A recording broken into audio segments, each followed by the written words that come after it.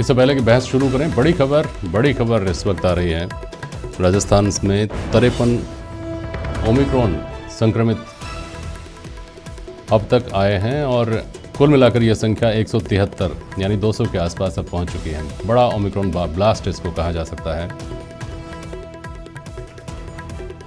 चिकित्सा विभाग के लिए, आम आदमी के लिए चिंता की ये बात है और कितनी बड़ी चिंता का विषय है। हमारे साथ सौरभ गृहस्थी हमारे संवाददाता जुड़े हुए हैं। सौरभ, एक साथ 53 संक्रमित मिलना अपने आप में वाकई डराने वाली बात है, चिंता देने वाली बात है।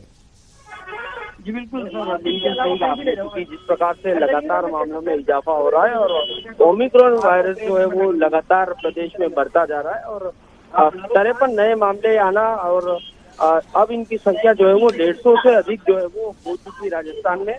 और ऐसे ऐसे जिलों में जो है वो ओमिक्रॉन के मामले मिल रहे हैं जहां पर 100% वैक्सीनेशन भी हो चुका है। तो ये एक बड़ी चिंता की बात जो है वो सामने निकल कर आ रही है और क्योंकि लगातार जो है वो सैंपलिंग की जा रही है और सैंपलिंग के साथ ही जीनोम सीक्वेंसिंग की जा रही है, उसके बाद ही ये बात पता चल रही है कि ओमिक्रॉन किस तरह से राजस्थान के अलग अलग हिस्सों में जो है वो फैलता जा रहा है। प्रतापगढ़ में 4 नए मामले सामने आए हैं, अजमेर में 2 मामले सामने आए हैं, उदयपुर में 2 मामले सामने आए और भीलवाड़ा और भरतपुर में भी एक एक केस जो है वो मिला और सर्वाधिक राजधानी जयपुर में तो एक तरह से सबसे ज्यादा केस जो है वो राजधानी जयपुर में देखने को मिल रहे हैं। और ऐसी संभावनाएं व्यक्त की जा रही है क्योंकि ये स्प्रेड जो है वो बहुत तेजी से होता है, इस लिहाज से आने वाले दिनों में और भी मामलों में इजाफा ओमिक्रॉन के हो सकता है। लेकिन अच्छी बात यह है कि ओमिक्रॉन का एक भी मामला जो है वो खतरनाक स्टेज पर नहीं आया। उदयपुर को छोड़कर प्रदेश के तमाम हिस्सों में जिस प्रकार के ओमिक्रॉन के मामले आ रहे हैं उनमें सिम्टम जो है वो नजर नहीं आ रहे। इस कारण से भी ओमिक्रॉन संभवतः प्रदेश में ज्यादा फैल रहा है। जी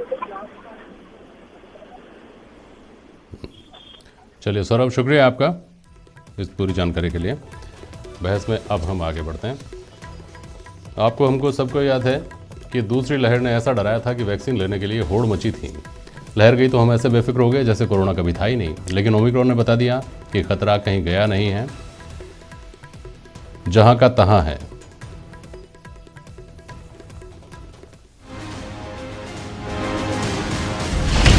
कोरोना की डराने वाली रफ्तार।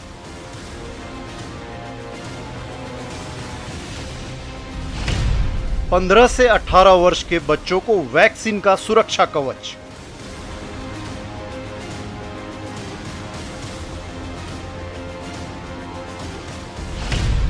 सीएम की केंद्र से सभी बच्चों को वैक्सीनेट करने की मांग।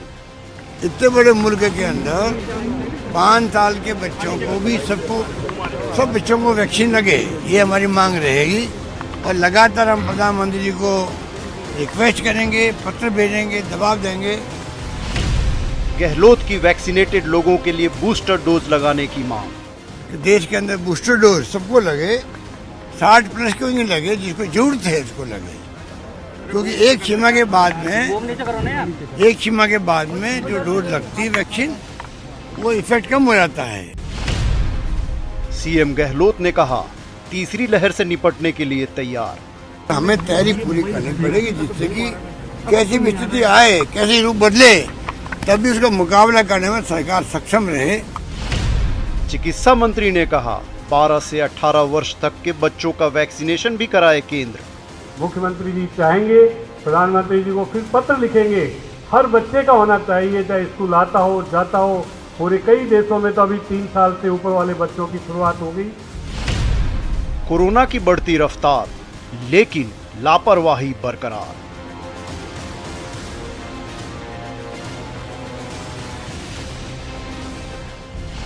वायरस का वार, राजस्थान तैयार। तो अभी हमने सुना कि 53 ओमिक्रॉन संक्रमित नए पाए गए, उससे पहले ओमिक्रॉन संक्रमित पाए जा चुके हैं। अभी भी वैक्सीनेशन को लेकर के मनुहार करनी पड़ रही है, सख्ती बरतनी पड़ रही है। और इस बीच जो कोरोना के संक्रमितों के जो मामले हैं वो हमको चिंतित कर रहे हैं। आज प्राइम डिबेट में इस पर चर्चा होगी इन सवालों के जरिए कि क्या कोविड की तीसरी लहर के मुहाने पर खड़े हैं हम। जन अनुशासन कितना कम कर पाएगा तीसरी लहर का खतरा?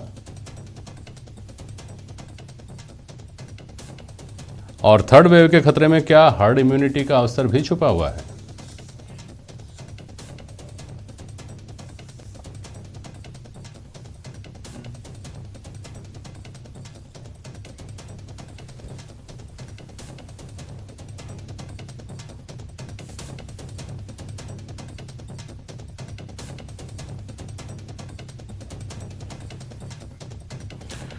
हमारे साथ स्टूडियो में स्वर्णिम चतुर्वेदी जी हैं, कांग्रेस के प्रवक्ता, अवधेश अकोदिया साहब हैं, वरिष्ठ पत्रकार, आशीष चतुर्वेदी जी हमारे साथ भारतीय जनता पार्टी के प्रवक्ता जुड़े हुए हैं, और डॉक्टर दीपेंद्र भटनागर हमारे साथ जुड़े हुए हैं। भटनागर साहब, पहले मैं आप सभी का बहुत स्वागत करता हूं। भटनागर साहब, तीसरी लहर को लेकर दूसरी लहर के जाने के साथ ही कयास और आशंकाएं बलवती हो गई थी। अभी पिछले कुछ अरसे से अंदाज़ा लगाया जा रहा था कि तीसरी लहर आएगी, तीसरी लहर आएगी, तीसरी लहर आएगी। ये जो आएगी और उससे रूबरू हो जाना, इसके बीच का गैप क्या ख़त्म हो चुका है, जब रोज़ाना 400-400, 300-300 मरीज आ रहे हैं, नए इन्फेक्टेड आ रहे हैं, और ख़ासतौर पे ओमिक्रॉन का अभी हमने दर्शकों को बताया कि 53 नए मामले राजस्थान में सामने आए हैं। भटनागर साहब,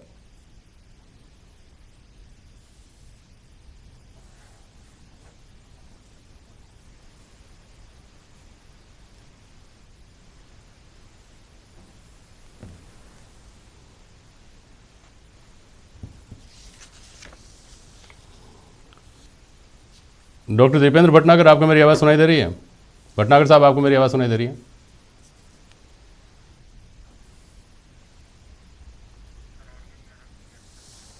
चलिए भटनागर साहब, आपसे संपर्क हो नहीं पा रहा है, लेकिन आप साथ रहिएगा, जो तकनीकी खराबी है उसको दूर करने की कोशिश करेंगे।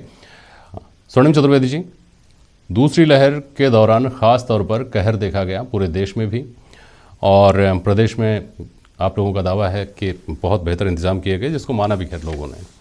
अब राजस्थान किस तरह से मुतमईन हो सकता है कि अगर तीसरी लहर आती है तो उन तमाम जो चुनौतियां थी दूसरी लहर के दौरान, उनके लिए हम तैयार हैं? स्वर्णिम चतुर्वेदी जी, देखिए जेपी जी, जो दूसरी लहर के दौरान जिन जिन चीज़ों की हमने कमी देखी थी, और वो खास करके जब ऑक्सीजन का सप्लाई हमें नहीं हो रही थी, राजस्थान को दी नहीं जा रही थी, तो आज वो उससे कमी को दूर किया गया है। राजस्थान में अलग अलग जगह प्लांट्स लग चुके हैं। लेकिन सबसे बड़ी चीज़ ये है कि पिछली लहर में भी जो कमी हमारे पूरे देश में रही, जिसके कारण हमारे हजारों असंख्य लोग चले गए दुनिया छोड़ करके, वो ये था कि वैक्सीन उपलब्ध होने के बाद, वैक्सीन आ जाने के बाद भी हमने वैक्सीनेशन पर उस वक्त ध्यान नहीं दिया। आज भी हमारे मुख्यमंत्री महोदय बार बार चेता रहे हैं, बार बार रिक्वेस्ट कर रहे हैं कि आप बूस्टर डोज लगाइए, क्योंकि ये वैक्सीन ऐसी है जो लाइफ टाइम चलने वाली नहीं है, ये एक सीमित समय के लिए होती है।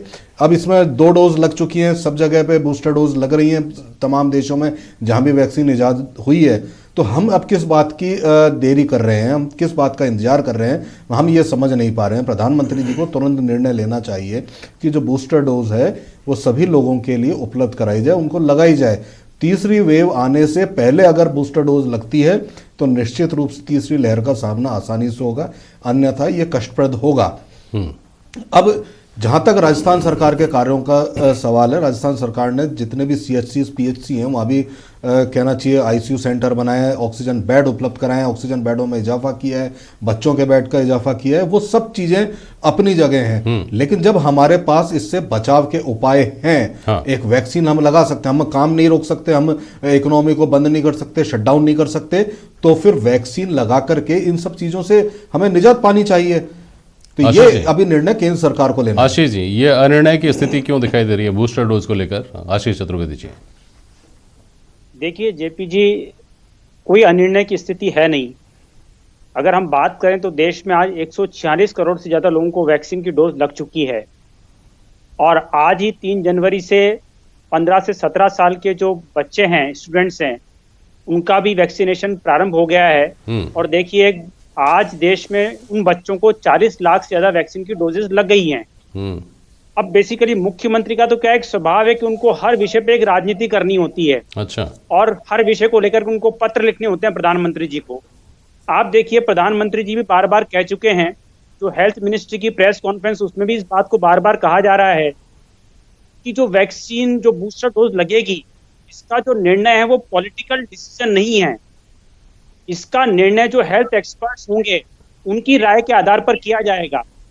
ICMR ने, हेल्थ एक्सपर्ट्स ने अपनी एक कमेटी बनाई, उसकी रिकमेंडेशन के आधार पर तय किया गया 15 से 17 साल के बच्चों को और 60 प्लस के वो लोग जो में कोमॉर्बिडिटी है, वो डॉक्टर के प्रिस्क्रिप्शन पे हम प्रिकॉशन डोज देंगे। आप देखिए मुख्यमंत्री जी बार बार अभी बात कर रहे हैं यहाँ पे कि राजस्थान में सभी को बूस्टर डोज मिलना चाहिए। जेपी जी, अगर आपको ध्यान होगा तो अगर एसएमएस ने एक सीरो सर्वे किया था अभी थोड़े दिन पहले, जहां पे ये डेटा आया था कि राजस्थान के 90% लोग जिन्होंने वैक्सीन नहीं लगाई है उनको एंटीबॉडीज उनमें पाई गई है, और जिन्होंने वैक्सीन की डोज ली है उनको 98% उनके अंदर एंटीबॉडीज है। तो मुझे बताइए कि ये कोई राजनीतिक फैसला तो रही है? ये तो हेल्थ एक्सपर्ट और डॉक्टर तय करेंगे ना कि जब बॉडी के अंदर इम्यूनिटी कम होगी तभी वैक्सीन की डोज दी जाएगी, उनको इम्यूनिटी बूस्टर दिया जाएगा। आशीष जी, मुझे लगता है अधिकृत तौर पर यह भी कब साफ किया गया है कि साहब बूस्टर डोज इसलिए नहीं दी जा रही है कि अंडर ट्रायल है या अंडर अभी विचाराधीन है, विचार किया जा रहा है इसके ऊपर, ये कब साफ कर दिया? लास्ट पॉइंट, आम आदमी की जिज्ञासा है ना, ये कांग्रेस ठीक है अपनी जगह, सरकार जो कर रही है, मुख्यमंत्री कर रहे हैं अपनी जगह। जेपी जी, मेरा एक सबमिशन ये है, देखिए आप कि देश के अंदर वैक्सीन की कोई कमी नहीं है। वैक्सीन 20 करोड़ से ज्यादा वैक्सीन राज्यों के पास अतिरिक्त पड़ी हुई है। वैक्सीन लगाने का इंफ्रास्ट्रक्चर देश देख चुका है। आप देखिए 140 करोड़ से ज्यादा लोगों को वैक्सीन लगाना अपने आप में भारत के लिए एक बहुत असाधारण सी उपलब्धि है। तो देखिए हमारे पास इंफ्रास्ट्रक्चर है, वैक्सीन की कोई कमी नहीं है, लेकिन ये निर्णय तो मुझे लगता है राजनीतिक आधार पर नहीं होगा। जो डॉक्टर्स कहेंगे, जो आईसीएमआर कहेगा, जो हेल्थ मिनिस्ट्री कहेगी, उसके अनुसार ही ये निर्णय लिए जाएंगे। तो मुझे लगता है मुख्यमंत्री जी को हर विषय पे राजनीति ना करके राजस्थान में जो व्यवस्थाएं हैं उस पे देखना चाहिए। हमने सेकेंड वेव में जेपी जी राजस्थान की स्थितियां भी देखिए, किस तरह से लोगों को बेड के लिए संघर्ष करना पड़ा था।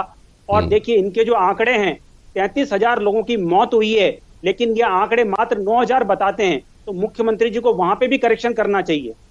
आशीष जी, यहाँ आंकड़े झूठे हैं, वहाँ गंगा के किनारे लाशों की जो तस्वीरें थी वो झूठी थी, इस पर मैं आ जाता हूँ। लेकिन पहले मैं एक बार डॉक्टर भटनागर के पास जाऊँ। भटनागर साहब, आपको आवाज़ अब आ रही है मेरी?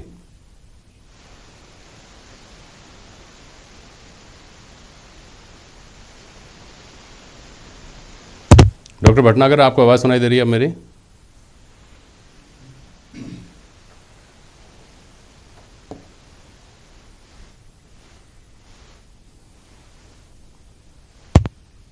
भटनागर जी को शायद। हेलो, हाँ भटनागर साहब, आवाज आ रही है आपको? हम अभी इस उलझन से ही बाहर नहीं आ पाए हैं तकनीकी तौर पर कि क्या कोरोना की तीसरे वेव के खतरे को देखते हुए, और वैसे भी देश भर में सबको अभी तक इम्यूनाइज हो जाना चाहिए था कोरोना के लिहाज से। पहली बात तो सब तक टीका नहीं पहुंच पाया है, यानी लोगों का रिलेक्टेंस है, उसमें सरकारों की कमी नहीं है, लोगों ने टीका नहीं लिया है।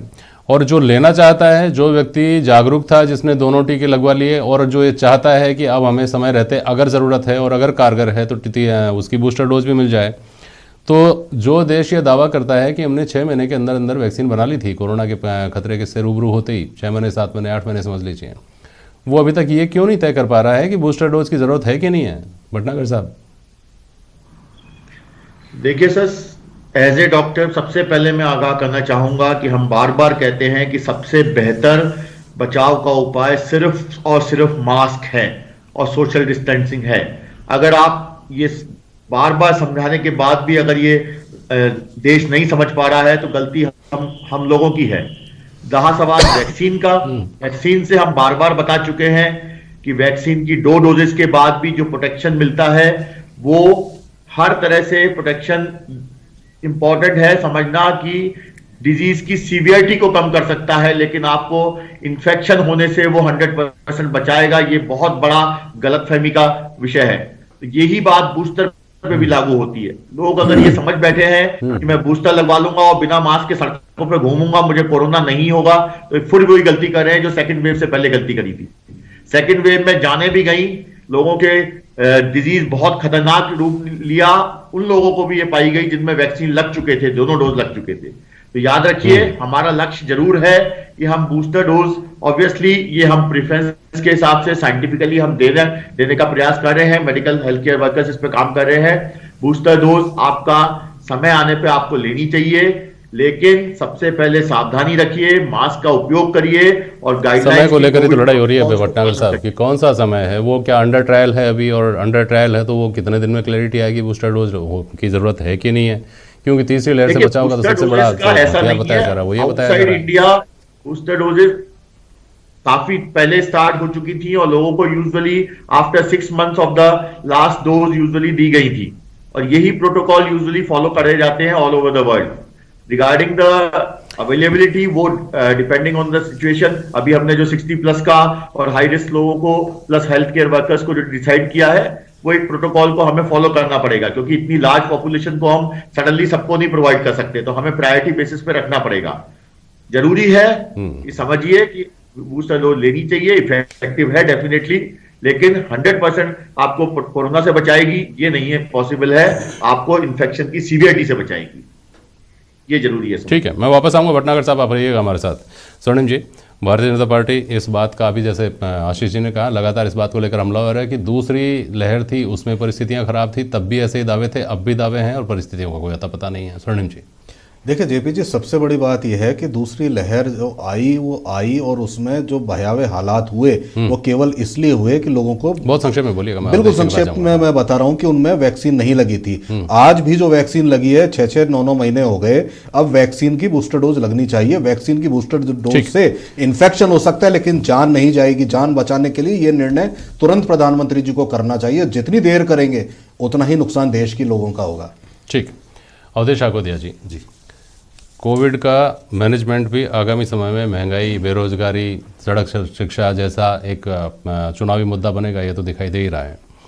साथ साथ एक बात आपने महसूस की क्या कि बहुत सारी एजेंसियां WHO के मुख्यालय से लेकर ICMR से लेकर एम्स से लेकर तमाम तरह के जो एजेंसीज हैं उनकी राय में जो फ़र्क आता है और जो दावे होते हैं और उसके उलट जो स्थितियाँ दिखती हैं, जैसे ओमिक्रॉन को लेकर इस तरह डराया गया था कि ओमिक्रॉन आ जाएगा, पता नहीं क्या होगा, एक साथ जनसंख्या का सफाया कर देगा पूरी का। अब लोगों के मन से डर निकल जाता है, फिर लोगों को ऐसा लगता है कि अरे ये तो सब पता नहीं किस वजह से ऐसा कह दिया जाता है, किस वजह से ऐसी अफवाह फैला दी जाती है। तो जो ऑथेंटिसिटी आनी चाहिए, जो सूचनाओं का भी यूँ समझिए कि एक रूट तय होना चाहिए कि इसी जगह से आएगी और जो आएगी वो ऑथेंटिक आएगी, उसकी जिम्मेदारी ली जाएगी, तो शायद लोग उस बात को अधिकृत तौर पर माने और शायद लोगों पर उन बातों का असर भी हो। अवधेश जी, बिल्कुल जेपी जी, आपने देखा होगा कि जब कोरोना आया था, फर्स्ट वेव आई थी कोरोना की, तो कोरोना कम था, लोगों के मन में डर बहुत ज़्यादा था। लेकिन जब सेकंड वेव आई तो कोरोना इतना भयावह रूप ले लिया, लेकिन लोगों के मन से डर निकल गया। तो इसका एक बड़ा कारण ये है कि जितनी भी एजेंसीज हैं जो रिसर्च कर रही हैं, जो अपना आउटपुट देती हैं, जो कुछ निष्कर्ष निकालती हैं, उनमें इतना फर्क है, तो हर कोई अपने अपने हिसाब से अपनी राय प्रकट करता है। ऐसा लगता है कई बार तो कि किसी के पास कोई बेस नहीं है किसी रिसर्च का, सब अपने अपने तुक्के लगा रहे हैं, जिसका निशाने पे लग जाता है उसका तीर वो बन जाता है। तो इस तरह की जब सिचुएशन होती है तो लोगों के बीच में भ्रम फैलता है, और कोई बात जब कोई भविष्यवाणी या कोई चेतावनी झूठी हो जाती है तो लोगों के मन से डर खत्म होने लगता है, यार ये तो इन्होंने ऐसा बोला था, ये तो कुछ निकला ही नहीं। तो इस तरह की जब चीज़ें होती हैं तो सरकारों को खास तौर पर ध्यान रखना चाहिए कि ऐसी किसी एजेंसीज या तो उनको आप सेंट्रलाइज कर दो, पूरी दुनिया उनको सेंट्रलाइज कर दे कि एक ही पाइपलाइन से वो चीज़ें आएँ, ऑथेंटिक चीज़ें आएँ, जिससे लोगों के बीच में भ्रम नहीं फैले, डर भी नहीं फैले, जो भी सूचना हो वो सच हो और उसके आधार पर जो सरकारें हैं वो तैयारी करें, लोग भी सतर्क रहें। यूनिफॉर्मिटी ऑफ इंफॉर्मेशन कहीं ना कहीं ज़रूरी है। आपके पास एक बार फिर से आ रहा हूँ भटनागर जी, आपको मेरी आवाज़ सुनाई दे रही होगी। एक और बात है जो शुरू में लग रहा था कि मजाक है, अफवाह है, जुमला है, लेकिन अब बता रहे हैं कि रिसर्च भी है। वो ये है कि ओमिक्रॉन जो आ रहा है वो दरअसल उसका फैलाव है, जो उसका प्रसार है वो बहुत तेज़ी से होता है, लेकिन वो उतना घातक नहीं है। और चूंकि ज़्यादातर लोगों को वैक्सीन लग चुकी है, इसलिए अब अगर इसका प्रसार होता है, तेज़ी से प्रसार होता है, तो ये हर्ड इम्यूनिटी लाने का एक जरिया भी बन सकता है। क्या ये बात सही है? सही हो सकती है भटनागर साहब ये बात सही हो सकती है, क्योंकि ये हम रिसर्च में रिसेंटली जो केसेस आए हैं उससे ये तो पता है कि चला है कि ये माइल्ड वेरिएंट है, इतना घातक नहीं है। तो लो लेवल पे भी अगर इन्फेक्शन होता है तो कुछ तो एंटीबॉडीज डेवलप होती हैं। Obviously those antibodies will be against the new variant. जो पुरानी एंटीबॉडीज थी या पुराने वैक्सीन थे वो इस न्यू वेरिएंट पे जरूरी नहीं है उतने कारगर हो, बट नेचुरल इम्यूनिटी अगर डेवलप होगी तो थोड़ा सा प्रोटेक्शन, एक्स्ट्रा प्रोटेक्शन मिलेगा। लेकिन ये जरूरी है कि समझना कि ये माइल्ड वेरिएंट है, इसका मतलब ये नहीं है कि जो हाई रिस्क पीपल है, लाइक हार्ट पेशेंट्स हैं, डायबिटिक्स हैं, 60+ हैं, जिनको लंग्स के पुरानी बीमारी है, उनके लिए ये घातक भी सिद्ध हो सकता है। ओमिक्रॉन से भी हमने कुछ रिसेंटली देखा है कि लोगों की जान का भी खतरा बना है। तो ओवरऑल माइल्ड वेरिएंट है, जरूरी है समझना कि शायद ये इम्यूनिटी को एक्स्ट्रा हर्ड इम्यूनिटी बनाने में मदद कर सकता है अगर ये लो लेवल पे स्प्रेड होता जाएगा और हम लोग वैक्सीनेशन को प्रॉपरली अपनाएंगे तो हमें इतना ज्यादा खतरनाक साबित नहीं होगा ये। लेकिन हाई रिस्क लोगों को बचना चाहिए और ओवरऑल हम ये नहीं सोचें कि हम इसको इनवाइट करने लग जाएं कि हाँ हो जाएगा तो क्या हो जाएगा, वो गलती नहीं करें। स्प्रेड को रोकना जरूरी है, मास्क बहुत जरूरी है, कोविड प्रोटोकॉल्स को फॉलो करना बहुत जरूरी है, ये समझना बहुत जरूरी है। ठीक बात है। अवधेश शाकोदिया जी, एक महत्वपूर्ण सवाल ये भी है, जैसे हमने अभी बात की ना कि यूनिफॉर्मिटी नहीं है, अलग अलग जगह से अलग अलग तरह की सूचनाएं आती हैं, उसी तरह से जो गाइडलाइंस हैं उनमें उनको लेकर भी सवाल उठाए जाते हैं कि साहब आपने धार्मिक स्थान तो खुले छोड़ दिए और शादी समारोह में 200 आदमी और शादी समारोह में 100 ही आदमी, और आपके अगर दूसरे समारोह होते हैं राजनीतिक कार्यक्रम में उसमें आप 200 आदमी, और शमशान अगर जाना है जहाँ आदमी वैसे ही दूर रहता है वहाँ, और जहाँ संवेदना की आदमी को ज़्यादा ज़रूरत पड़ती है, संबल की ज़्यादा ज़रूरत पड़ती है, वहाँ आप 20 आदमियों की अनुमति दे रहे हैं। नाइट कर्फ्यू को लेकर के सवाल उठाए जाते हैं कि नाइट कर्फ्यू सिर्फ नाम का कर्फ्यू है। नाइट कर्फ्यू में क्या होता है, सिर्फ आप वाहनों की आवाजाही है, उसकी चेकिंग। 11 बजे तो वैसे भी दुकानें बंद हो जाती हैं आजकल। तो ये कुछ चीज़ें ऐसी हैं नहीं है क्या जिन पर और एक्सरसाइज की जानी चाहिए और होमवर्क किया जाना चाहिए था? जेपी जी, होना तो ये चाहिए कि जो एक्सपर्ट्स की राय है जो और अब तो सरकारें भी एक्सपर्ट हो गई हैं क्योंकि सबको पता है कि जहाँ पर भीड़ इकट्ठी होगी, लोग बिना मास्क के जाएंगे, वहाँ से कोरोना फैलेगा। अब उसमें आप पिक एंड चूज नहीं कर सकते हैं कि यहाँ पर तो 200 लोग इकट्ठे हो सकते हैं, यहाँ पे 20 ही लोग इकट्ठे हो सकते हैं। लोग जहाँ भी इकट्ठे होंगे, सोशल डिस्टेंसिंग का जहाँ पर भी ध्यान नहीं रखा जाएगा वहाँ पे बीमारी फैल सकती है। लोग बिना मास्क के रहेंगे तो ये बीमारी वहाँ पर फैल सकती है। लेकिन आप जब पॉलिटिकल चश्मे से देख के डिसीजन करते हैं, आपको लगता है कि ये अभी कर देंगे तो इससे कोई पॉलिटिकल नुकसान हो जाएगा, ये आप करेंगे तो पॉलिटिकल फायदा होगा, तो इस तरह की चीज़ें होती हैं। एक यूनिफॉर्म गाइडलाइन बननी चाहिए सभी के लिए कि इस तरह के केसेस जहाँ पर होते हैं, जहाँ पर ज़्यादा संक्रमण फैला है, वहाँ के लिए ये गाइडलाइन है, और बाकी रोकने के लिए प्रिकॉशन मेजर के लिए इस तरह की गाइडलाइन है, और ये यूनिफॉर्म होगा तो ज़्यादा अच्छा होगा। बहुत शुक्रिया अवधेश जी, और बहुत शुक्रिया आप सभी का आज प्राइम डिबेट में शामिल होने के लिए। आज के लिए बस इतना ही। नमस्कार।